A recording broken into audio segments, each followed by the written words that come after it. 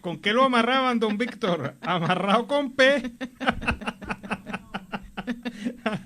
¿Quién sabe con qué lo tenían amarrado? Pero lo cierto es que con este ritmo iniciamos nuestra edición del día de hoy de Venezuela Siempre, Siempre Venezuela. Son Varadero tenía este tema y también pues nos sirve para iniciar nuestra edición del día de hoy. Lo hacemos con mucho cariño y mucho respeto para todos ustedes a través de esta señal 1400, como me gusta a mí decirle a nuestra emisora La Voz de la Gran Colombia, pero en contacto con otras emisoras. Buenas tardes, compañera, ¿cómo están? Buenas tardes, Nancy, Alan, audiencia, bienvenidos.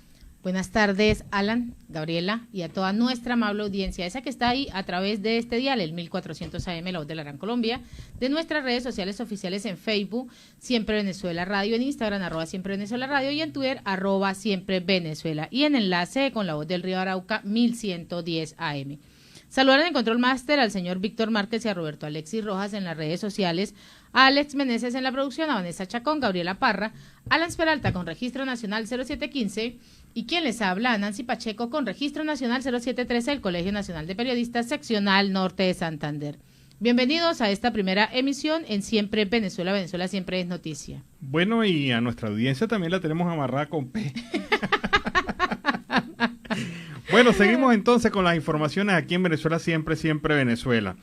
Se está preparando una noticia importante para los migrantes venezolanos en Colombia.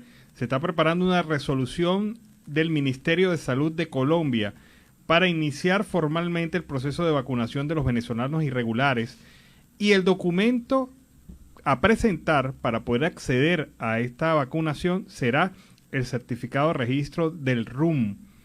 Es decir, el proceso que estamos haciendo actualmente los venezolanos, el registro único de migrantes venezolanos para acceder al estatuto de protección temporal.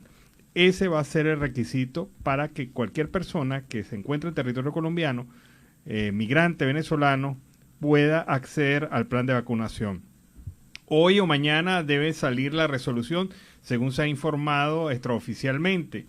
Pero lo que sí es claro es que, como comentaron algunas personas en redes sociales, se matan dos pájaros de un tiro. Primero, se formaliza el plan de vacunación de los migrantes venezolanos, y en segundo lugar, se obliga a quien no esté en una situación de acceso al RUM, que no haya hecho el RUM, pues lo tiene que hacer para poder acceder al plan de vacunación. Entonces, preparados porque viene para migrantes venezolanos el plan de vacunación especial contra el COVID-19. Y hablando, Gabriela y Alan, de migrantes venezolanos, ofrecen las becas para migrantes venezolanos entre las universidades y además para que las homologuen sus estudios. La Universidad CUN anunció la ayuda económica para que miembros de esta población puedan finalizar y validar sus estudios superiores en Colombia. El 24% del total de los venezolanos radicados, que serían niños, niñas y adolescentes, mientras que el 58% se ubicaría entre los 18 y 39 años. Aunque no hay unas cifras concretas sobre el nivel de estudio de los migrantes adultos, pues es común encontrarse en las calles con los venezolanos que son profesionales, que son titulados en su país, pero que no pueden ejercer sus saberes en Colombia por falta de la convalidación y de la homologación de sus títulos. Teniendo en cuenta este panorama, la Corporación Unificada Nacional de Educación Superior, CUN, abrió sus puertas a la comunidad venezolana en nuestro territorio, brindando ayuda económica para finalizar o validar estos estudios universitarios acá, con un descuento sobre la matrícula por homologación o bajo las modalidades de reconocimiento de saberes y reconocimiento de títulos. Así que, pues para los migrantes venezolanos ya pueden homologar. Qué buena noticia, sobre todo. Bueno, el trámite más costoso, lamentablemente, aún sigue siendo en Venezuela, lo que es la legalización y la apostilla de muchos profesionales que han salido del territorio venezolano. Actualmente, primero se tiene que ir ante un gestor, porque por lo general el sistema automatizado tanto del Ministerio de Educación como el de Relaciones Exteriores, que sería quien realizaría la apostilla, sus sistemas se mantienen caídos, no hay acceso a las citas y por lo general la persona termina cayendo en temas de gestores. Ya este monto estaría superando los de $400 a $600, dependiendo, y en algunos casos van y piden, por ejemplo, $100, pero por documento. Y sabemos que cuando se apostilla o se legaliza el título universitario, también se tiene que legalizar lo que son los programas de estudio, la constancia de puesto en el tema de graduación, del puesto en el cual te graduaste, y son como 5 o 7 papeles más los programas formativos, no solamente el título. Entonces, basado en eso, la mayor traba con la que se encuentra el migrante venezolano es traer un documento a otro país que esté debidamente legalizado y apostillado, sobre todo para las personas que estudiaron en universidades públicas, porque las universidades privadas ya lo entregan legalizado. Eso es una de las barreras que también con la que se encuentra el migrante venezolano profesional al momento de salir, porque si ya lleva bastantes años ejerciendo en Venezuela con la calidad de sueldos que hay en estos momentos, pues no alcanza a ahorrar antes de salir 500, 600, hasta $700 para traer todo legal. Bueno, y desde mañana y hasta el próximo domingo se inicia, según lo anunció el Ministerio de Salud de Colombia, una jornada intensa de vacunación contra el COVID-19 en mujeres gestantes en todo el país. Así lo informó el Ministerio de Salud, quien indicó también que se vacunarán a las mujeres migrantes embarazadas sin importar su estatus migratorio. Así que es una oportunidad para que las venezolanas que se encuentren en estado de embarazo y no tengan todavía la vacuna del COVID-19 puedan acceder desde mañana hasta el domingo, que va a ser el proceso extendido, según lo anunció el Ministerio de Salud de Colombia.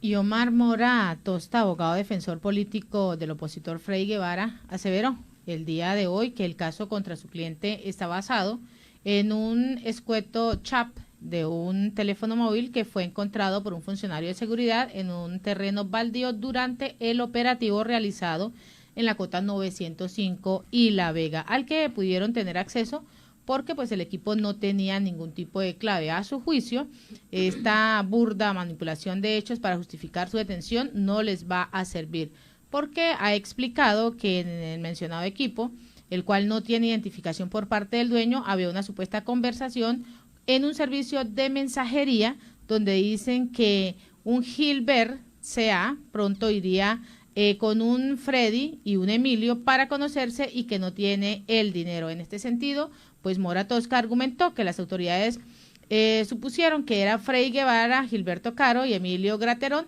ya que no se llevó a cabo la investigación para determinar si eso es cierto o no, por lo que afirmó que no hay elementos que sustenten tales aseveraciones. Esto es tan ridículo, esa versión del gobierno, y es porque eso es lo que está en el expediente, sí. Entiendo yo, es tan ridículo que suena irreal, pero es Venezuela, oigan, es Venezuela, donde unos funcionarios llegan a un terreno baldío, así como que yo pasé por el terreno baldío, me encontré con un sorpresa. teléfono, hay un teléfono ahí, en vez de choleárselo, porque generalmente se lo cholean. ¡Oh, sorpresa! Lo vamos a investigar. Agarraron el teléfono y casualmente el teléfono que estaba cerca de la residencia de ¿quién? De Freddy Guevara. De Freddy Guevara. Casualmente el teléfono que estaba cerca de la residencia de Freddy Guevara no tenía clave, estaba totalmente abierto y había una conversación entre un Freddy, ¿cómo es que se llama? Un Freddy Guevara, un Freddy, no un Freddy Guevara. Un Freddy, un Gilbert y un Emilio. Y un Emilio. Qué casualidad, ¿no? Y entonces esa es la que nos presentó a nosotros el mentiroso mayor Jorge Rodríguez, diciendo que fue una interceptación milimétrica preparada por el gobierno. Desde un tercer teléfono interceptaron el teléfono de Freddy Guevara y de ahí sacaron de las conversaciones de Facebook, de WhatsApp, sacaron la información relativa. Oye, pero cada vez caen en el mayor ridículo del mundo. O sea, decir esa versión en Venezuela. Y es que el terreno baldío se encuentra en la Cota 905 y La Vega. O sea, ahí se encuentra En ese terreno baldío se encuentra el teléfono. Pero si se encontró en la cota 905. En la cota 905 y La Vega. Pero esto es peor. Porque, mire, mi hermano, más tarda en caerse el teléfono al piso que algún malandro en llevárselo. Yo creo que cuando montaron esa burda maniobra, tuvieron que rodear el sitio como con 6 o 7 funcionarios para evitar que se robaran el teléfono con el que iban a incriminar a Freddy Guevara. Pero de verdad que esto es tan ridículo que lo que da es risa, ¿no? Sí. Pero demuestra, mire, y ahora hablando más en serio, demuestra de lo que es capaz un gobierno para eliminar a sus enemigos políticos con una maniobra tan burda y tan miserable. Yo creo que al abogado Omar Tosta casi que se muere, se habrá convulsionado leyendo el expediente y viendo cómo se ha hecho algo tan absurdo, pero tan absurdo, que definitivamente uno dice, no tienen ni siquiera la capacidad inventiva de desarrollar algo un poco más complejo. Pero esa estupidez de que un teléfono en un terreno baldío cargaba unas conversaciones que involucraban a Freddy Guevara y a los demás, Emilio Graterón y a Gilbert Caro, en una maniobra en la cota, y encima que el teléfono estaba en la cota 905. No. Sí, en ese terreno. Qué lamentable. También ha destacado, por acá encontramos algo, destacó que los delitos que le imputan a su defendido no tienen razón de ser, ya que para que se le acuse de alguna traición a la patria, necesitamos que Venezuela esté en conflicto con un país extranjero, con un delito de asociación para delinquir. Ha manifestado también que debe haber elementos que permitan determinar una comunicación previa y con el financiamiento al terrorismo, y hace falta el desarrollo de una investigación que soporte estas acusaciones. Claro, sí, se hizo todo de una manera, mira, y el papel de mayor bufón que puede tener Venezuela, que se lo están compitiendo muchos, lo tiene en este momento Jorge Rodríguez con la historia que se inventó y que nos presentó a los venezolanos en los medios de comunicación diciendo que esto era una acción de inteligencia del Estado que había logrado hackear desde un tercer teléfono unas líneas de WhatsApp. Por favor, de verdad que no sé, me dio sed. Esta ridiculez, qué ridiculez tan absurda, de verdad que sí. Y más la del juez que aprobó la detención basado en estos elementos. Allí el juez también se rayó de por vida, ¿no? Totalmente. Mira, yo estaba viendo acá una nota en donde el protagonista es Nicolás Maduro, y estoy tratando de analizar ese punto de vista porque me parece un punto de vista positivo y raro al mismo tiempo.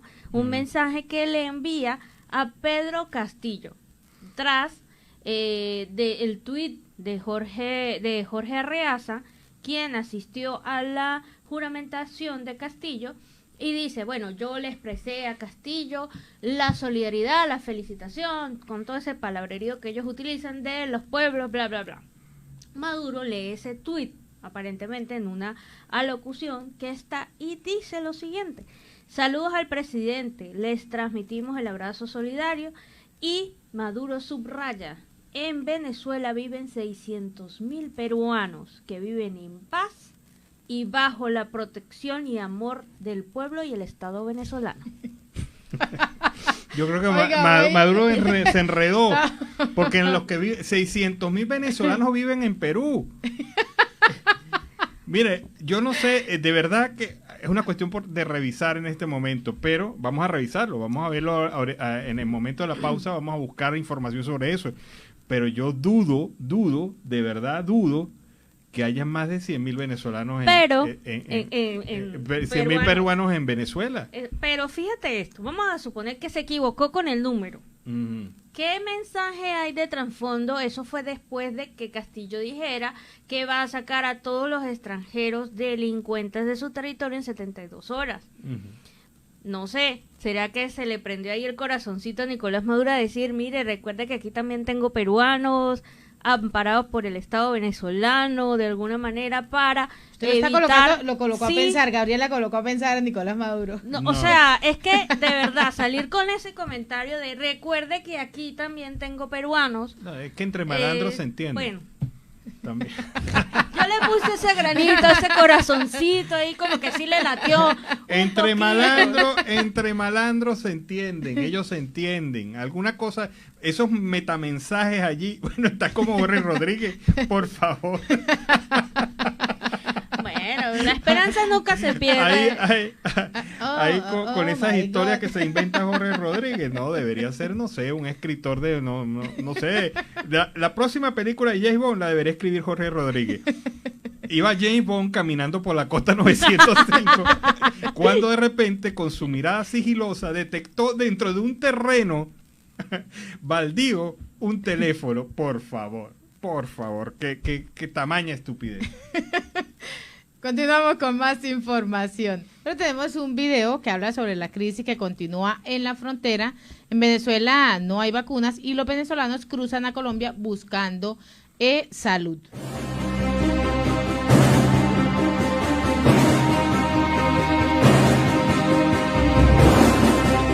Para aquí tiene que tener uno, por ejemplo, el que se va a vacunar por primera vez para el COVID no lo dejan pasar. Ahorita el gobierno que dice que no hay, yo tenía la segunda dosis y sí me dejaron pasar. Pero el que venga por primera vez que no, que tiene que ponerse la vacuna en Venezuela. En Venezuela la cédula y el carnet, que el que no tenga el carnet de la segunda dosis no lo dejan pasar. No lo dejan pasar, tiene que tenerla para que vengan a colocarle la segunda dosis aquí, porque es lo que dice que en Venezuela hay vacuna y que todos que se vacunen en Venezuela. Y aquí apenas pasamos aquí a territorio colombiano, están las puertas abiertas por 24 horas, pueden andar para allá y para acá y gracias a Dios Colombia nos apoya mucho y nos da mucho la mano. Bueno, siguiendo con la información. Oye, no puede haber una papaya, ¿no? Y se la dio hoy. No, la diste hoy porque yo no entendí eso de ¿Salud? salud, no lo Era entendí. y salud.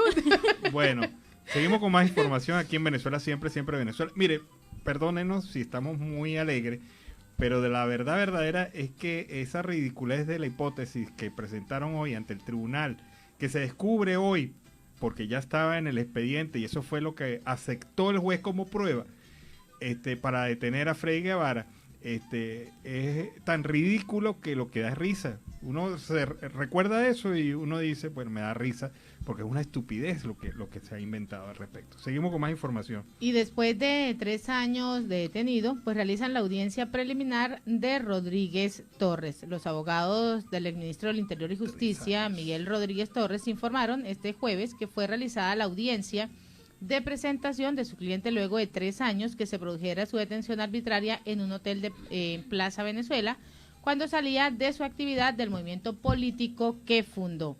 De acuerdo a la nota de prensa de los letrados, pues se acordó el sobreestimiento de los 5 o 6 delitos que fueron imputados por el Ministerio Público, afirmando así que no hay elementos ni prueba alguna que justifique su medida preventiva de salud. En este sentido, pues la defensa de Rodríguez Torres exigió la libertad inmediata, más por la situación de salud por la que está atravesando el mayor general, porque aseguran que no ha sido atendido de forma oportuna a pesar de las diferentes solicitudes realizadas a las autoridades para que hagan este tipo de acción. Bueno, mire, esta es la demostración de la justicia en Venezuela, de cómo está la justicia en Venezuela. La ley dice un lapso de 30 días y para la presentación, para la audiencia de presentación del imputado, una vez se haya producido su detención, y agrega la ley en Venezuela 15 días adicionales para que a solicitud del Ministerio Público para aportar más pruebas o para construir el acervo de pruebas. Bueno, ¿cuánto es 30 más 15? 45. Estamos hablando de 45 días. Eso es lo que dice la norma y es estricto, es escrito eso. Y este señor Rodríguez Torres ha pasado 3 años para esta audiencia. Dígame si eso no es denegación de justicia. Dígame si eso no es retardo procesal. Es una vergüenza lo que está pasando en los tribunales en Venezuela. Por eso es que yo digo que en el caso de la enfermera que va para audiencia, imagínate tú, ella, según la norma, debería esperar 45 días, dicen sus abogados. ¿Cuántos años irá Pero a estar? ¿cuántos años irá a estar por salir a protestar por los derechos laborales y salir a protestar por los derechos a la salud? De verdad que es una cosa insólita esto que se presenta en Venezuela. Y todavía hay unos que tienen la cachaza de decir, no, es que eso es una democracia y hay que respetar las democracias. Por favor. Y en Siempre Venezuela, Venezuela siempre, vamos a esta hora, a nuestra primera pausa comercial y musical. Ya regresamos. Bueno, mire, cachete, pechito y ombligo. Los tupamaros nos han presentado ese tema para iniciar así el segundo bloque de Venezuela siempre, siempre Venezuela. Bueno, hicimos la tarea, investigamos cuántos peruanos hay en Venezuela. ¿Cuánto fue que dijo Maduro? 600.000. 600.000. Sí. Bueno, según las cifras del propio gobierno peruano, en el 2020 habían 19.711 peruanos en Venezuela. ¿De dónde sacó el señor Maduro que habían 600.000 peruanos? Es que mira, si hubiese habido 600.000 peruanos, ya esa gente, Maduro se regresó porque la crisis también los afecta a ellos. Ya ellos huyeron, Hace rato. como huyeron los más de 4,5 millones de colombianos que habían en Venezuela. Muchos ya están aquí de retorno en Colombia. Y así todo el mundo se fue. Te dejó con la población venezolana que tiene que sufrir y padecer estas cosas. No sé qué habrá querido decir Maduro con eso de los 600.000, pero lo que yo sé es que hay 600.000 venezolanos es más, hay un poco más de 600.000 en Perú. Eso sí es una cifra real. Pero en peruanos en Venezuela solamente hay 19.711. Vuelve otra vez a fallar las cuentas que nunca dio del No, gobierno. es que ellos son muy malos en la matemática, Sí. Dígame, cada vez que sacan un cálculo es de verdad errado. Y ese que metieron de la coba esa que metieron de que habían vacunado más de 3 millones de personas. Ah, sí, 3.600.000. Cuando no han llegado menos de 3 millones de vacunas a Venezuela. ¿Cómo es eso? Y ¿De dónde sacaron el resto? la multiplicación de las vacunas. Bueno, cuidado que de las vacunas. Maduro se ha equivocado con eso. Y en Siempre Venezuela, Venezuela siempre es noticia. Vamos a ver ese reporte que nos hace llegar nuestro compañero del Arauca colombiano, Oliver Lullano, el amigo de todos. Veamos.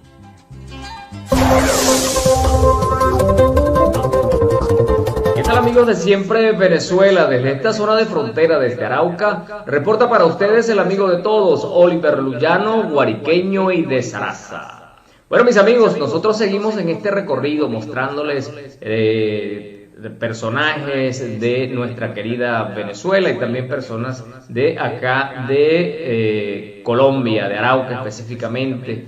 Y también, amigos, mostrándole al mundo todo el talento que hay en el venezolano. Y hablando de talentos, tengo el grato placer de presentarles a un gran amigo, a un hombre trabajador de la cultura, del folclore, y quien coordina, ha creado y coordina siempre el grupo Tricolor Llanero Internacional. Se trata de Ramón Emilio Flores, el hijo de la estacada.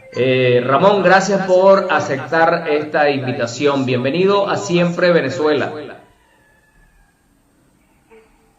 Muchísimas gracias, Oliver Lullano. Gracias a ti, hermano, por tomarme en cuenta. Primero que todo, vamos a darle gracias al Dios Todopoderoso que te tiene a ti allá y a mí aquí, para que Amén. hablemos de el asunto que nos interesa en este caso, el llano, sus costumbres y su tradición musical.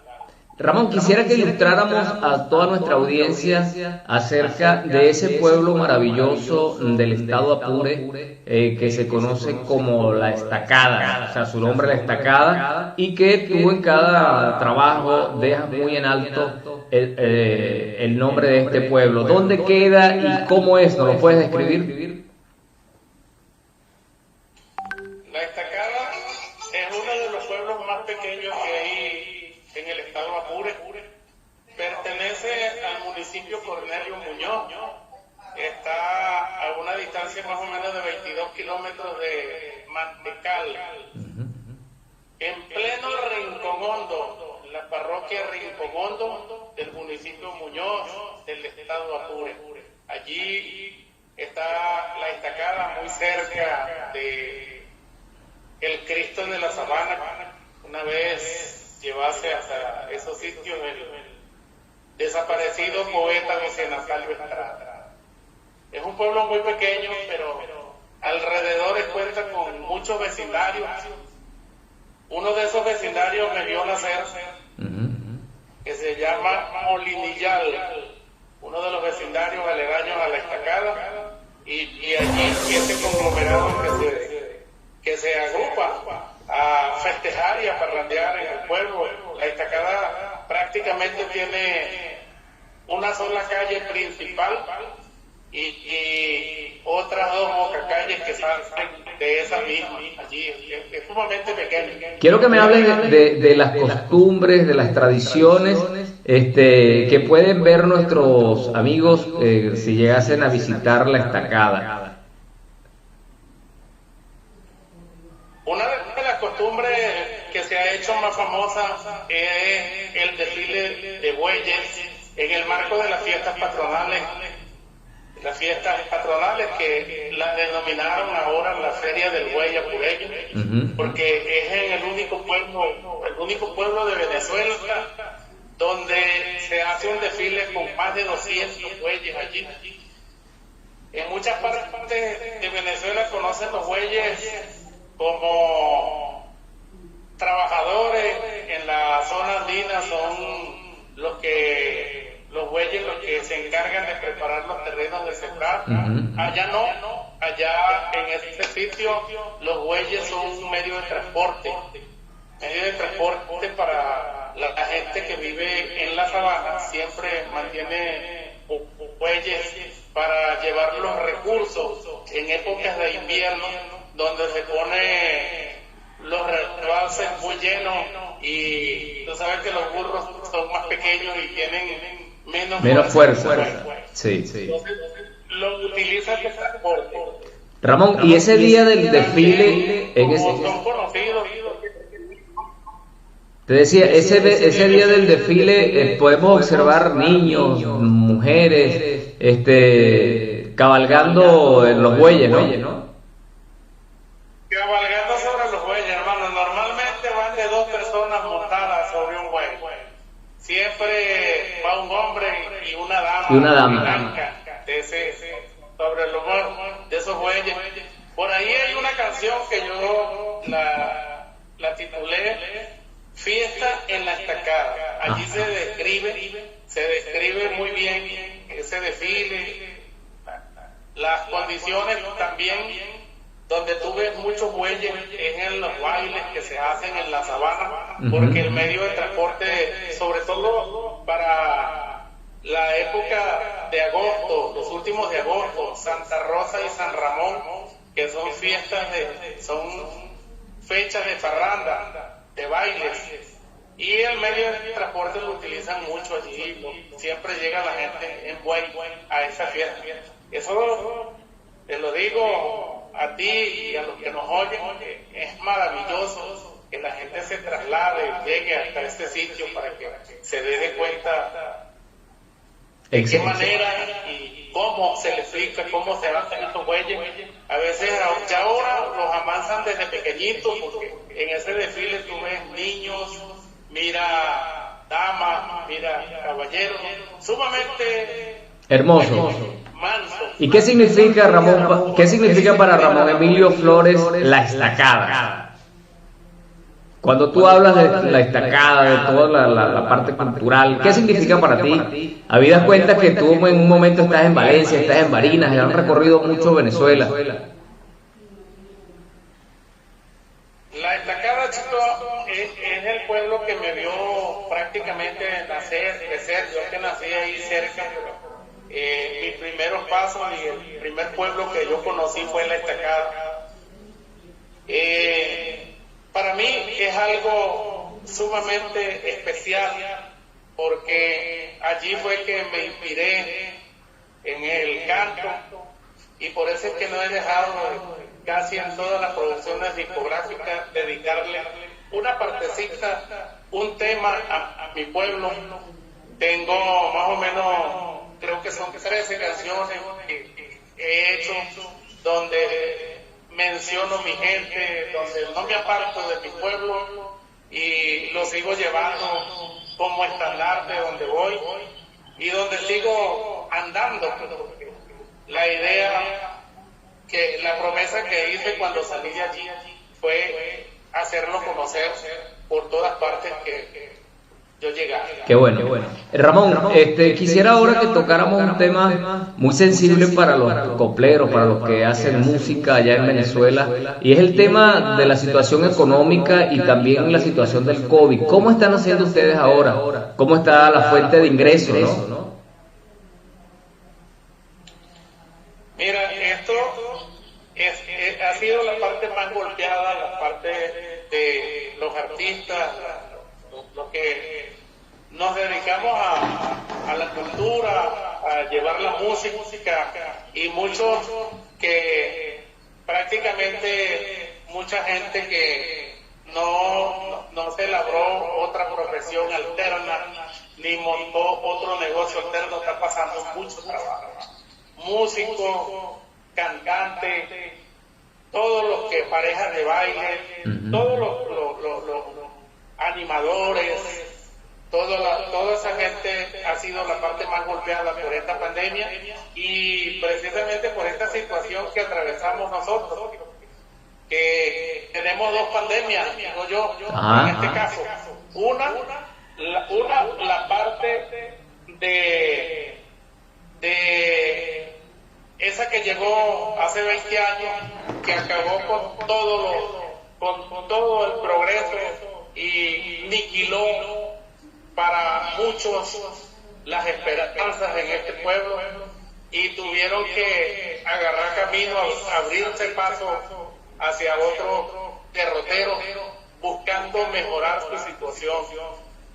Y parece mentira que este virus que llegó ya tiene prácticamente más como 500 días instalado en todo el mundo, como que les cayó allí, fue de chaquetica para lograr controlar más a la gente.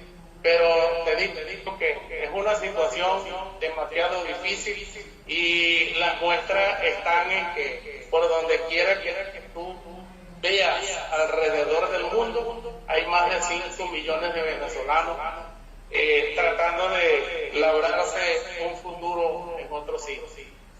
Bueno, Ramón, quiero que ya para concluir, agradeciéndote por este importante gesto, dejes un mensaje para toda la gente que nos ve a través de nuestra página Siempre Venezuela y que nos escucha también a través de la voz de la Gran Colombia en Cúcuta y toda nuestra red de emisoras, incluida acá la voz del río Arauca. Un mensaje para toda nuestra gente y también para los que hoy gobiernan Venezuela. Yo siempre les digo a mis amigos con quienes comparto muchas conversaciones y esta vez aprovecho esta ventana que me pone a disposición para decirle a todos los venezolanos que no hay mal que dure 100 años, que nosotros mantenemos la esperanza de que cada uno de los que esté por allá afuera debe retornar acá, porque aquí tiene que llegar el momento en que las aguas vuelvan al cauce. Es la esperanza que tenemos nosotros, ya nos veremos otra vez sobre las tarimas y espero que Dios mediante sea no muy lejano ese trayecto, porque ya hemos navegado bastante sobre esta mala situación, pero tengo mucha fe, Oliver, de que te volveré a ver incluso a ti haciendo este tipo de programas desde tu tierra natal, allá en Saraza, a través de la radio, por la televisión, por la página web. Es la esperanza que yo albergo y es el mensaje positivo que le digo a cada uno de los que va a ver este mensaje, que no pierdan la esperanza, que seamos optimistas, que sigamos teniendo al Dios Todopoderoso como guía que esto se va a resolver muy pronto. Dios mediante. Bueno, Ramón, nos faltó el mensaje para el gobierno, ¿no? Pero sabemos que, como tú lo decías, ¿no? Ese mensaje para ellos, no hay mal que dure 100 años ni cuerpo que lo resista. Gracias, Ramón, por darnos este tiempo, de verdad agradecidos. Mis amigos. Agradecido a todos ustedes, hermano, por esta oportunidad que me brindan. Y Dios mediante, un buen día tenemos que ir hasta allá, hasta mi pueblo, para que conozcan la gente, para que te montes en un buey y te dejes el lujo de... Seguro que sí. Gracias, Ramón, Nancy, Alan y Gaby. Bueno, le hago extensiva esta invitación que nos hace Ramón para la estacada, cabalgar en los bueyes allá en sus fiestas patronales. Mis amigos, desde esta zona de frontera, desde Arauca, reportó para ustedes el amigo de todos, Oliver Luyano, guariqueño y de Zaraza. Bueno, fue el primer reporte de Oliver Luyano, guariqueño de Zaraza. ¿Cómo se verá Oliver montado en un buey? Y a nosotros, esa es la invitación que le hicieron. Y a nosotros pues también nos han invitado a montarnos en buey. Vamos a ver, en estacada hace años estuve yo, era una Semana Santa. Quería comentarles una información del día de hoy. Ha dado positivo de COVID-19 Luis Almagro, el secretario de la OEA, ha dado positivo y afirma textualmente: he decidido suspender inmediatamente mi agenda pública y estoy siguiendo todas las recomendaciones médicas. Afortunadamente estoy vacunado y por los momentos no tengo síntomas. Cuídense, cuiden a los demás y si tienen oportunidad no duden en vacunarse. Entonces se reporta como contagiado de COVID-19 el secretario de la OEA, Luis Almagro. Y en Siempre Venezuela, siempre vamos a una pausa comercial y musical. Ya regresamos. Bueno, este tremendo tema de Miguel Moli, yo lo he vivido. De verdad que ha sido muy bueno para iniciar esta segunda hora del programa Venezuela Siempre, Siempre Venezuela, en este horario, en el horario del mediodía, en esta edición meridiana de Venezuela Siempre, Siempre Venezuela. Y así iniciamos esta segunda hora en Siempre Venezuela, Venezuela Siempre es noticia, a través de este dial, el 1400 AM, La Voz de la Gran Colombia, de nuestras redes sociales oficiales en Facebook, Instagram, Twitter, en la página web www.siemprevenezuelaweb.com, en enlace con La Voz del Río Arauca 1110 AM y en esta hora se incorpora Radio Delfín 1060 AM. Saludar en el control máster a Robinson Cárdenas y a nuestro corresponsal Carlos Uzcategui. Además, a toda esa amable audiencia que está ahí, pegadita en esta segunda hora. Continuamos con más información. Bueno, y debemos felicitar a los licenciados en educación que hoy están celebrando su Día Nacional en Venezuela. Hoy, 29 de julio, es el Día del Licenciado en Educación, así que felicitaciones. Conocemos a muchos licenciados en educación. No la están pasando bien como el resto de los profesionales en Venezuela, pero siguen siendo un baluarte de la formación educativa del país y sobre todo de la lucha sindical. Los licenciados en educación han sido históricamente uno de los gremios más aguerridos en Venezuela. Y otra sorpresita. ¿Cuál otra? La gente de la organización Control Ciudadano se dedicó a revisar las listas de militantes del PSUV para este proceso de primarias que va a tener en el mes de agosto. El 8. Sí, el 8 de agosto, pero adivina a quiénes encontraron dentro de esas listas del PSUV como votantes. El primero, Vladimir Padrino López, como votante en las filas del PSUV. Esto es ilegal, esto es violatorio de la Constitución, porque la Constitución dice que las Fuerzas Armadas venezolanas son apolíticas, no deben tener militancia política alguna, están al servicio del país, del Estado venezolano y no al servicio de particular o partido político alguno.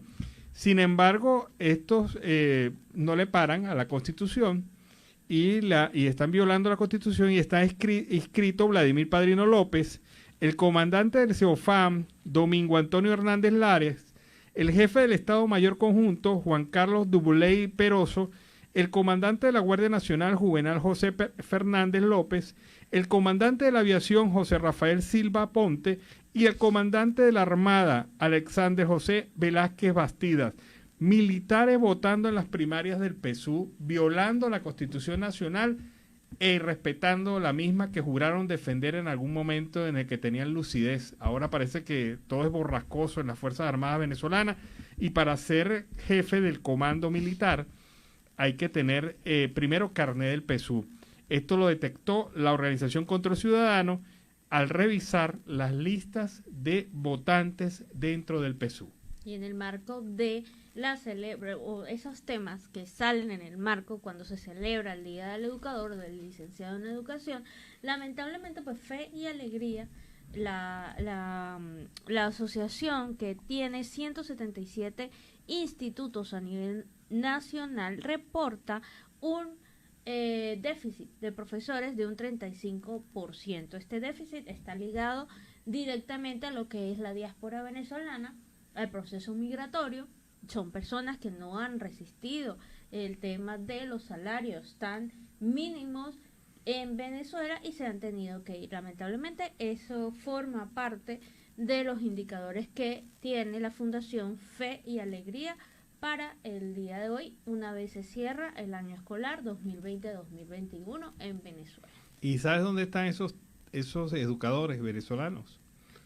En Colombia, en Perú, en Ecuador, en Chile, buscando dónde hacer vida, porque la verdad que con los salarios tan miserables que se pagan en el sistema educativo nacional, muy pocos pueden tener algún tipo de atractivo para quedarse.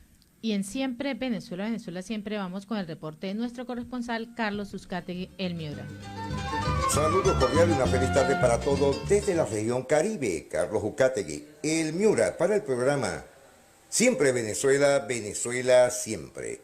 Un saludo cordial a mis buenos amigos a esta hora y buen provecho a Alan Peralta, Nancy Pacheco y Gabriela Parra y a ese gran equipo de producción. Con las noticias que están impactando a esta hora, sobre todo el destacado en La Guajira sobre el caso de la Contraloría General que inició investigación al programa de alimentación escolar en La Guajira. En su visita a Riohacha, el Contralor General de la República, Carlos Felipe Córdoba, confirmó que se inició la investigación sobre las denuncias en redes sociales de la implementación del programa de alimentación escolar en el distrito. Agregó que hasta el momento han logrado verificar que solamente se están entregando meriendas en la mañana y en la tarde y no se está entregando el almuerzo, con las cuales no hay proteínas efectivas para los niños en La Guajira. Precisó que con el delegado de Educación se está investigando lo que está sucediendo en la unidad educativa Familia de Nazaret, que hace poco tiempo se entregó con la visita del presidente Iván Duque Márquez, conjuntamente con el acompañamiento preventivo de la Contraloría General de Colombia. Se tienen varias denuncias y se van a evaluar, se van a analizar los de la institución Familia de Nazaret en materia del programa PAE, porque no tienen proteína en sus raciones escolares y lo único que están entregando es la merienda de la mañana y en la tarde, más no así el almuerzo. Por ello se está evaluando y se tomarán acciones correspondientes. Sobre las investigaciones del PAE a nivel nacional, se consideró muy desafortunado lo que sucedió alrededor de la pandemia, pues llevan año y medio de retraso en las metas para poder incorporar todo el esquema tecnológico de seguimiento que tenían previsto para poder mirar con inteligencia artificial el conocimiento facial y un software en el tema de la minuta y gramaje de cada uno de los elementos que se deben entregar a los infantes. Creemos que eso se puede ser una gran solución y que esperemos que en 4 o 5 meses poder estar generando pilotos en el país para corregir esa problemática. Expresó que se harán seguimiento al avance de la entrega de los más de 40 pozos de agua profundo en Manaure, frontera colombo-venezolana, que ha servido para las comunidades indígenas guayú y que le dan para su sustento a los indígenas de la Alta Guajira la capacidad de tener agua para ello y su componente nutricional. El Contralor dejó claro que como Ministerio Público están esperando la última evaluación técnica del acueducto de Camarones para que entre en operación en un 100% para más de 2.000 personas de la localidad indígena en La Guajira. En Riohacha aumentan las invasiones por pobladores que buscan un sitio para vivir. La población de Riohacha, capital de La Guajira, sigue creciendo, generando nuevos asentamientos en distintos sitios de la ciudad, que empezó a mostrar la debilidad de la administración distrital en la prestación de los servicios públicos y en la generación de empleos. Esta situación es bastante compleja, crítica, y si se tiene en cuenta la alta población migrante y retornados de Venezuela desplazados que encontraron en la capital de La Guajira un sitio para vivir. Los nuevos asentamientos nacen de la necesidad de quienes llegan, pero también de nacidos en la capital, que es el tiempo que no han logrado hasta el momento un techo propio. Ese crecimiento acelerado de la población de Riohacha, especialmente asentada en zonas vulnerables, malogró la visión del operador ASA, que desde su llegada presentó proyectos a las distintas administraciones locales con el fin de optimizar el servicio del acueducto. Hoy día varios de esos proyectos se encuentran unos ejecutados y otros en ejecución, pero infortunadamente no causan el impacto esperado por ciertos factores como el ya notado y otros que se añaden a problemas enquistados como fraude y el uso inadecuado del preciado líquido. Para el año 2014, cuando se identificaron las obras requeridas para aumentar la cobertura y continuidad, la ciudad contaba con algo más de 144.000 habitantes. Los sectores sin redes fueron registrados y tenidos en cuenta en los proyectos de ampliación, y al igual se consideró que con más módulos de producción en la planta de tratamiento aportarían al sueño de los riacheros de contar con más tiempo del servicio. Para afrontar esta vulnerabilidad de la línea de conducción era suficiente un sistema de respaldo que hoy se está convirtiendo en una alternativa para atender la demanda. A los ítems anteriores se suman las pérdidas en la línea de conducción, que pasaron del 20 al 30% por la gran cantidad de intervenciones por terceros no autorizados que se tiene sobre esta tubería a lo largo de sus 46 kilómetros de recorrido, sobre lo cual no puede actuar la empresa porque nunca hubo una constitución de servidumbre en previos privados por donde pasa la tubería como lo manda la ley. Con esas condiciones no han sido suficientes los esfuerzos de la empresa operadora del acueducto, que han estado acompañados por un largo periodo de inestabilidad institucional que sin duda contribuyó a la falta de control sobre el impresionante crecimiento de la población, que ahora está afectando al servicio porque la necesidad de abastecerse es mayor que la conciencia de no dañar un bien público y no afectar un servicio esencial. De acuerdo a informaciones recogidas por la empresa en el trabajo diario de esta gestión social, comercial y técnica, se han unido una treintena de sectores de invasión en 3 puntos cardinales de la ciudad, y todos se hallan conexiones antitécnicas para abastecer a las millares de personas asentadas en esos sectores. Todas estas invasiones hoy se abastecen ilegalmente desde el sistema de acueducto de la ciudad, ocasionando desabastecimiento en los sectores más altos. De las 6 zonas hidráulicas, la número 1, que corresponde al centro histórico, el número 4, que cubre una amplia área poblada de la ciudad, no tienen impacto directo por invasiones, pero igual percibe diferencias en la prestación de servicios, y de los sectores hidráulicos 3, 5 y 6 que sufren mayor deficiencia a causa de la cercanía con las invasiones. Hoy la ciudad cuenta con 31 puntos de invasión: 17 de octubre, 2 de febrero, Cristo Rey, Las Marías, Los Trupillos, San Jacinto, Villa Belén, la provincia de Padilla, Nueva Guajira, Villa Deseo, Brisas del Norte, La Bendición de Dios, El Triunfo, Las Monjas, Villa Tercera, Barrio Belén, 12 de octubre, Nueva Jerusalén, Detrás de los Cerezos, Brisas del Mar, Guajirito, Las Marías, que son nuevas etapas, Villa del Sur, Bello Sur, La Bendición y Jorge Mar Daniel. Las autoridades migratorias reconocen que la cifra oficial de migrantes en La Guajira es de 150.806 y del distrito de Riohacha 47.172. Sin embargo, anotan que se estima que solo en el casco urbano podrían estar más de 80.000 migrantes que se han quedado de manera permanente y en su mayoría en condiciones vulnerables. Así las cosas que se anotan es una parte del documento que con estas condiciones se genera un incremento en la demanda de agua potable, sin comparación con la proyección de la población del DANE en el caso urbano de Riohacha. Para el 2021, con la cifra extraordinaria comentada por Migración Colombia, esta representa un poco más del 50% de los habitantes de la ciudad de Riohacha, capital de La Guajira. La situación requiere entonces que el distrito de Riohacha defina estas acciones para que sean necesarias para que los pobladores de la ciudad puedan gozar de mejores condiciones de vida, que solo se logrará en la medida que se optimice la prestación de estos servicios públicos que tanto se merecen los guajiros y todas las personas en el departamento. Son parte del día a día de lo que está sucediendo actualmente a todo el equipo de Siempre Venezuela. Carlos Uzcategui, el Miura, retornando a los estudios. Bueno, y fue el primer reporte de Carlos Uzcategui, el Miura, desde La Guajira, Colombo, venezolana. La voz del Caribe colombiano. La voz del Caribe colombiano. Y extra micrófonos hablábamos, Alan, acerca de las diferentes redes sociales, ¿no? Y hablábamos enfáticamente de Twitter. Y pues Twitter Venezuela bloqueó la cuenta oficial con el mazo dando. Diosdado Cabello, quien es el primer vicepresidente del Partido Socialista Unido de Venezuela y conductor del programa semanal, pues ha denunciado que Twitter Venezuela bloqueó esa cuenta oficial. Y esto, pues porque tuvo una entrevista al presidente Nicolás Maduro y a Silvia Flores. Pero Cabello se está preguntando algo. ¿Qué habremos hecho si ya estamos sancionados por la Unión Europea?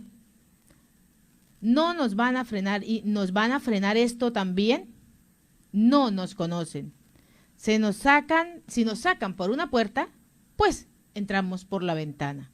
Así está en este momento realizándose esas preguntas Diosdado Cabello. Pero ante esa situación también se ha venido pronunciando Nicolás Maduro y dice que espera que se establezcan unas regulaciones muy estrictas en las diferentes redes sociales por ver bloqueado la cuenta con el mazo dando. Bueno, el tema es que hay que ver las razones por las cuales Twitter sancionó a Diosdado Cabello. Y obviamente que la principal sanción, el principal elemento es el hecho de denigrar de la gente, atacar a la gente sin pruebas, señalar contradicciones e información falsa sobre el tema del COVID-19, anunciar algunos eventos o acciones violentas, es decir, instigar al odio. Vean ustedes cómo son las cosas. Ellos salieron de redes sociales por instigar al odio. Recuerdo que a muchos venezolanos han acusado recientemente por de instigación al odio, ¿no? De instigación al odio, y ellos son precisamente los que chupan de su propia medicina. Ojalá fueran presos por esto, como ellos han colocado en prisión a muchos venezolanos, especialmente a la enfermera, que me parece tan absurdo eso que indigna lo que pasó con la enfermera del Estado. Pero no se pierden de nada, porque mire, estoy revisando la cuenta de Con el Mazo Dando y supuestamente el bocón de Diosdado Cabello debería tener, no sé, 100.000, 200.000, 300.000 seguidores. Con el Mazo Dando... ¿Cuántos logra tener? 1.300 seguidores, 1.317 seguidores, 86 siguiendo y 1.316 seguidores según lo que observo aquí en Twitter. Entonces, no nos hemos perdido de nada. Siga adelante, siga dando con su mazo, señor Diosdado, que algún día el mazazo lo va a recibir usted. Mire, Nicolás Maduro dice asimismo que Venezuela está en paz y estable, luchando por recuperarse gracias a esa capacidad mental y espiritual de todos los ciudadanos que se expresan en esas plataformas para llevar ese mensaje diferente. Bueno, ya va.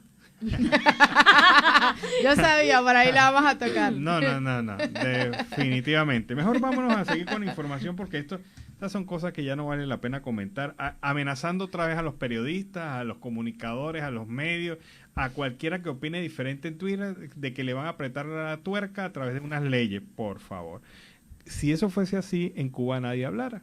Y fíjense que ustedes, como está la bloguera Giovanni, diciendo las verdades de lo que ocurre en Cuba. 63 años de dictadura y ellos pensaron que lo tenían a todos controlados, y vean ustedes cómo la gente se le ha rebotado recientemente. Continuamos con más información. Vamos a ver un video en donde el vicepresidente del Consejo Nacional Electoral, Enrique Márquez, defiende el proceso electoral de este noviembre del año 2021. Vean.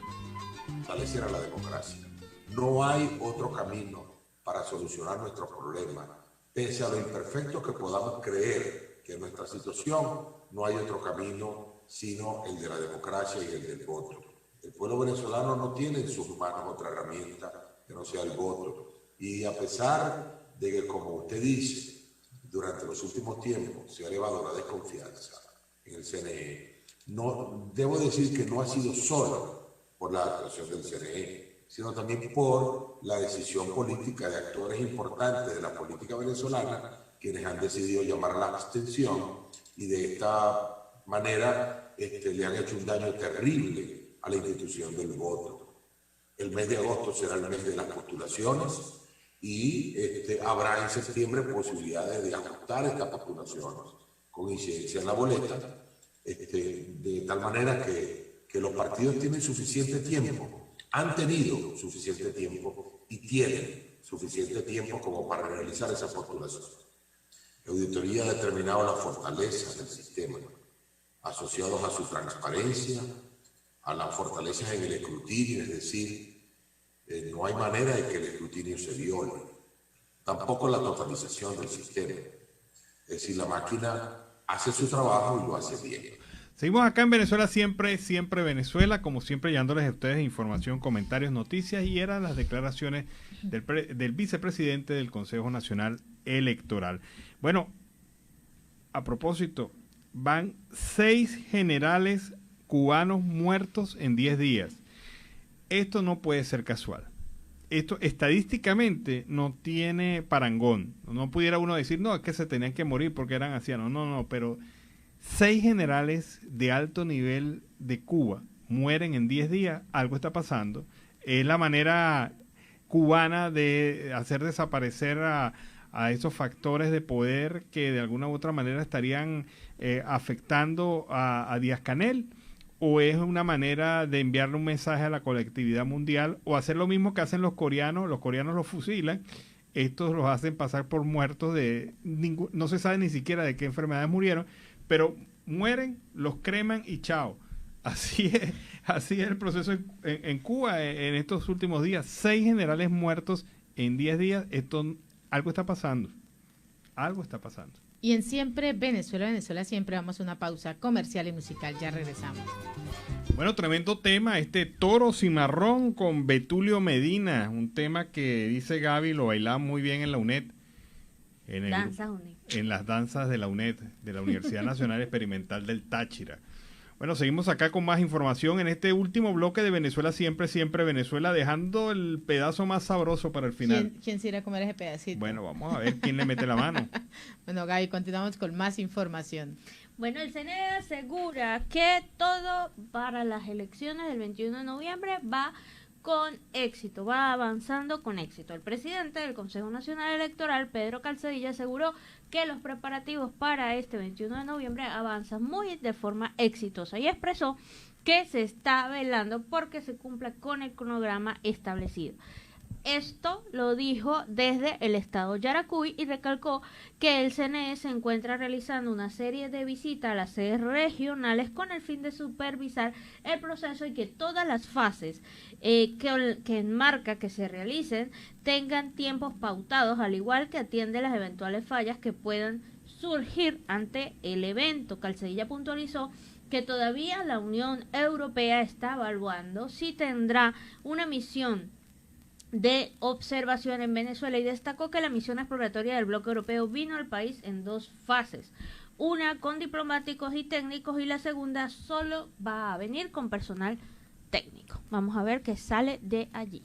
Bueno, y le dieron a los trabajadores del Banco Central de Venezuela un bono, el llamado bono recreacional, el bono vacacional, que generalmente para estas fechas se esperaban con mucha alegría, mucha emoción los trabajadores del Banco Central, porque iban a planificar sus vacaciones. Ahora, ¿por cuánto les llegó ese bono? Bueno, 500.000 bolívares.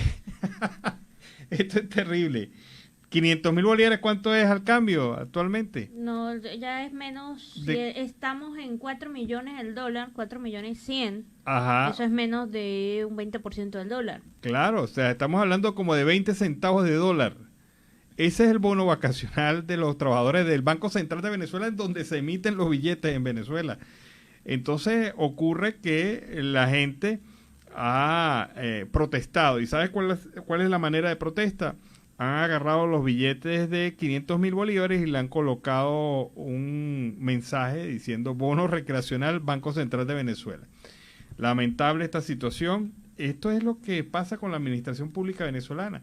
Yo no sé, y bueno, pero peor fue que le dieron a los fallecidos, a las familias de los fallecidos en el tema de estos militares que murieron. Lo que murieron en Apure. Y también se une a ese pago de ese bono, otro bono que se llama economía familiar, 3,5 millones. No llega al dólar. No llega al dólar. Lamentablemente, eso es en el Banco Central de Venezuela. Óigase bien. Banco Central de Venezuela. Nancy. Y en sí, es que no tiene una palabra ya para calificar estas Bueno, injusticias. ¿cuánto es? Bueno, no llega, vamos a suponer que llegara al dólar. Estamos hablando de 3.870 pesos el día de hoy. Ujú. O sea, tu bono, imagínate tú que yo te llegara y te dijera, No, de Nancy, te vamos a dar vacaciones. un bono de vacacional.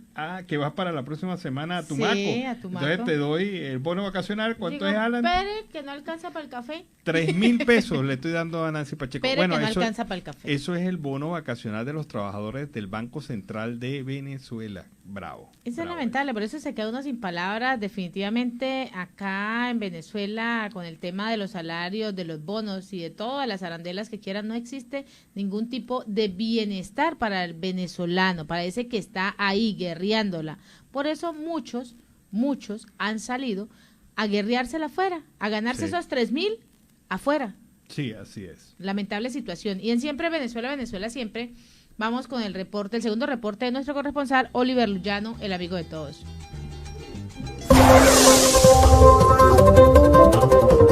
¿Qué tal, amigos de Siempre Venezuela? Desde esta zona de frontera, desde Arauca, reporta para ustedes el amigo de todos, Oliver Luyano, guariqueño y de Saraza. Bueno, mis amigos, en este contacto seguimos conversando con nuestros hermanos venezolanos. En esta oportunidad vamos a ir a Bogotá. Allá vamos a conversar con una paisana del estado Guárico. Bienvenida María José Magallanes, gracias por aceptar esta invitación. Hola, buenos días, ¿cómo están? Saludos. María José, cuéntanos, ¿cuánto tiempo llevas viviendo acá en Colombia? Tengo ya 3 años acá, viviendo acá. Siempre desde que llegué a Bogotá. No he vivido en varias ciudades, sino siempre en Bogotá. ¿Y por qué decides por la ciudad de Bogotá? Bueno, realmente llegamos acá a Colombia, a Bogotá, hace 3 años cuando le empezamos el tratamiento a mi hermano, ya que aquí pudimos adquirir un seguro médico y se le pudo cubrir todo el tratamiento a mi hermano del cáncer, entonces por eso estamos acá. O sea, se vinieron por un tema de salud, De salud. de tu hermano Sí, y decidieron quedarse en Bogotá. sí, ya luego que ya hace 2 años que mi hermano falleció, yo estaba aquí con mi mamá y mi hermana, mi otra hermana, y mi hermano menor. Mi mamá y mi hermana se devuelven a Venezuela y yo sí me quedo acá trabajando. Ah, ok. ¿Y a qué te dedicabas allá en Venezuela? ¿Qué trabajabas? Daba clase en la Universidad Rómulo Gallegos. Ah, ok. Y también trabajaba en la Fiscalía. Ah, porque ¿qué profesión tú tienes, María? Que trabajabas en la universidad y en la fiscalía. Soy ingeniero en informática y abogado. Ah, ok. ¿Y cómo ha sido ese trabajo o esa vida tuya en Bogotá? ¿A qué te dedicas ahora?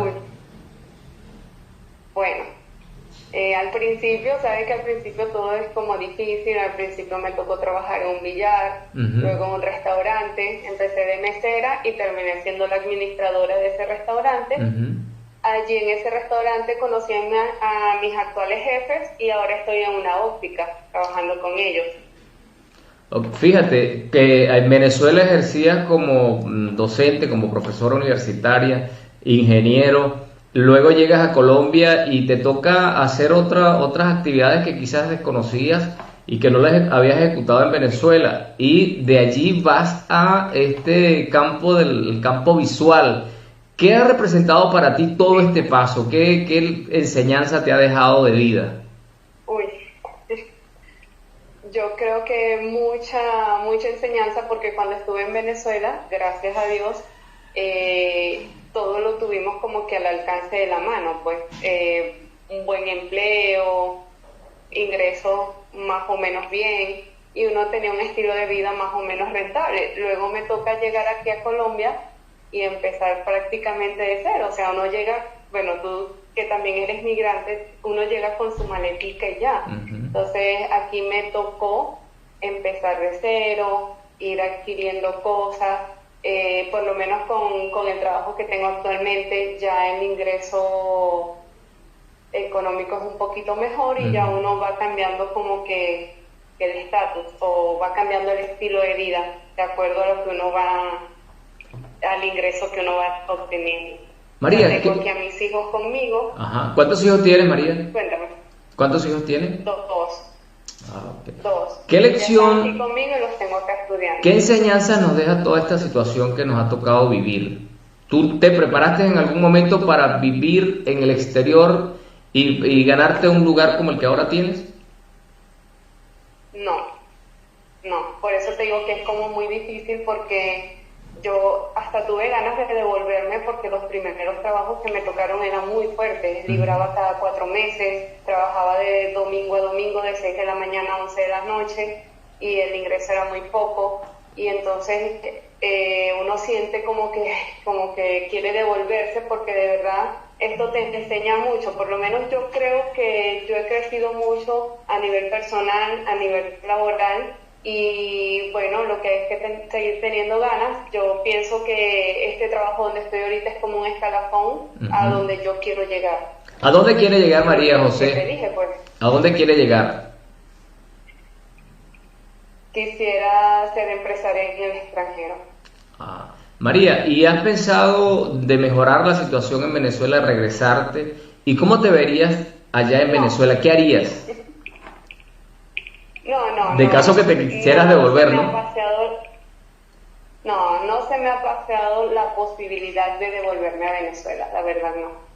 Los familiares que están allá en Venezuela, cuando te ven, cuando conversan contigo, ¿qué te dicen? Lo primero que me dicen es eso, que no me devuelva, que la situación está muy difícil, que por más que uno trabaje, el dinero prácticamente no rinde, así como era antes. Yo me fui hace 3 años y yo creo que en 3 años no es mucho lo que cambia, pero sin embargo mi familia me dice que sí, que cuando yo llegue se va a conseguir una locura total, un caos total. ¿Tienes más amigos o tienes amigos que también han salido a diferentes partes del país? Del mundo. Sí. ¿Qué te comentan? ¿Qué te comentan? ¿Qué te dicen de los sitios donde ellos están? Tengo varios amigos que se han ido a Estados Unidos por México, o sea, cruzando fronteras. Me dicen que la experiencia es lo más terrible que han podido pasar, porque han durado privados de la libertad como 15 días o casi un mes, pero que después que pisan Estados Unidos, otro mundo, o sea, se les olvida totalmente, se les olvida totalmente lo que vivieron. A mí me gustaría en un futuro poder irme de acá de Colombia, porque es que, bueno, tú has visto con los bloqueos, con lo que está pasando, me recuerda mucho a cómo empezó Venezuela. ¿Cómo comenzó Venezuela? A pesar de que tú, o sea, viste muy poco de lo que ahora llaman la Cuarta República, ¿no? Por tu edad. Sí. ¿Cómo te ha tratado, María? Igual, o sea, yo tengo... ¿Cómo te ha tratado la gente en Bogotá? ¿Cómo te han tratado? ¿Cómo es ese trato contigo? ¿Qué te dicen? ¿Has sentido en algún momento xenofobia o algo así? Te diré que como con el 10% nada más he sentido xenofobia. De resto, con la mayoría de las personas me la he llevado bien y he tenido buen trato, pero más o menos como 10 personas se han sido muy despectivas y estigmatizan a todos los venezolanos por unos pocos o por unos muchos que se portan mal acá o que cometen cualquier fechoría, no sé cómo decírtelo. Entonces vienen y generalizan. Pero hay personas que conozco que, por lo menos mi jefe, ellos me tratan súper bien. Aquí somos 2 venezolanos nada más en esta empresa y nos tratan súper bien, y la confianza full, porque ellos han visto que somos venezolanos, pero que somos venezolanos de bien. Bueno, María, quiero que dejes un mensaje ya para cerrar, agradeciéndote por este contacto. Un mensaje como que no, por lo menos a los venezolanos que están acá en Colombia, que conozco mucho, que les ha ido mal, o sea, no les fallen, sigan intentando y sigan, porque al principio es duro. todo el mundo sabe que al principio es duro, pero ya luego que uno va conociendo y va relacionándose con otras personas, ya va como que mejorando un poquito el estatus laboral. Pero eso, que, o sea, el que no se pueda devolver, que no se devuelve y que siga luchando, que sí se pueden lograr los sueños, fuera del país se pueden lograr los sueños. Bueno, María, quiero felicitarte por todos tus logros. Bueno, amigos, este es un ejemplo más de tanto talento que se ha ido de nuestro país y que donde van dejan muy bien parado el nombre de Venezuela y hacen su aporte también para la economía de las ciudades que los reciben. Mis amigos, desde esta zona de frontera, desde Arauca, reportó para ustedes el amigo de todos, Oliver Luyano, guariqueño y de Zaraza. Bueno, sigue el trabajo de los venezolanos migrantes aquí en Colombia, en otras partes del mundo, haciendo lo mejor de lo mejor, trabajando, esforzándose, construyendo una realidad para ellos y también para el país de donde viven. Este es el venezolano que llega aquí a Colombia en su gran mayoría. Habrán algunos que vienen con otras intenciones, pero la gran mayoría de los venezolanos vienen a eso, a trabajar y esforzarse. Continuamos con más información. Y creo que ya tenemos listo nuestro video. El atleta olímpico venezolano en la especialidad de box, Daniel, dio sus palabras de aliento al medallista Julio Mayora y el debate sobre sus declaraciones. Indiferentemente de su inclinación política, él ama su país, porque así como, los Juegos Olímpicos es una cuestión de alegría para nuestros países, indiferentemente de la inclinación política, así que por favor, dejen un poco eso de lado. Este chamo de verdad dejó el corazón por Venezuela. Sé que muchos no van a estar de acuerdo conmigo, no hay problema, no vine aquí tampoco para caerle bien a todos, pero creo que es algo importante, porque es un chamo que de verdad yo tengo muchos años compitiendo y veo que fue un chamo que se enfocó en su meta, levantó sus pesos, lo ligan con la política, qué fastidio, pero indiferentemente ese chamo de verdad ama su país y vino a levantar ese peso y levantó su medalla de plata en los Juegos Olímpicos, tal vez uno de los Juegos Olímpicos más difíciles del mundo, de la historia, porque venimos de pandemia, venimos de una pandemia que fue complicadísima para todos, muy complicado todo lo que ha sucedido para llegar aquí, así que de verdad que me aprecio a Julio, de verdad que como atleta, persona, excelente, ese chamo dio el todo por el todo. Y así como él, seguimos aquí el resto de la delegación de Venezuela, todos una vez más por Venezuela. Dejen la política de lado, todos venimos aquí por Venezuela, es el país que queremos, somos de ahí. El día de hoy creo que compite Karen León de judo, los de remo hacen repechaje, no estoy seguro quién más, Jonathan Vega de golf compite hoy. Daniel Ders, no se le puede decir que es chavista, con eso les adelanto la historia.